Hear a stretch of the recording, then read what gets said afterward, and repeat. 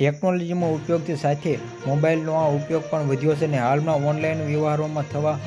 હોવાના પગલે ઓનલાઈન છેતરપિંડી પણ વધી રહી છે અને આ છેતરપિંડી રોકવા માટે સરકાર સતત પગલાં રહી છે કે સાયબર ક્રાઇમના કારણે લોકોના બેંક ખાતામાં ભારે લાખો રૂપિયા ગાયબ થઈ રહ્યા છે કે હવે સાયબર ક્રાઇમ પોલીસ પણ આ અંગેને લોકોને માહિતી આપી રહી છે. તેમણે પોલીસે અંગે જાહેર એડવાઇઝરી જાહેર કરી છે કે આમ ઓનલાઈન ટ્રેડિંગની સ્કેમ સંબંધી કેટલીક માહિતી આપવામાં આવે છે કે કૌભાંડની વાત કરી કે અનેક કૌભાંડો ચાલી રહ્યા છે કે સ્કેમમાં વોટ્સઅપ અને સોશિયલ મીડિયા પર પ્લેટફોર્મ આ પીડિતોને નિશાન બનાવી રહ્યા છે કે પીડિતોની ફોનમાં એક જાહેર મેસેજ આવે છે અને આ ટિપ્સના કારણે ક્લાસમાં સ્કર્સ પીડિતોને વિવિધ રોકાણ ટિપ્સ કરે છે કે સ્ટોકમાં વેચેલા આ છેતરપિંડી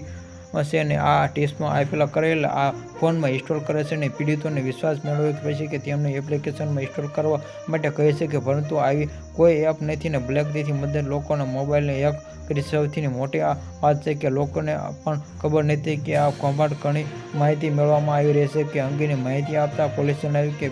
પીડિતમાં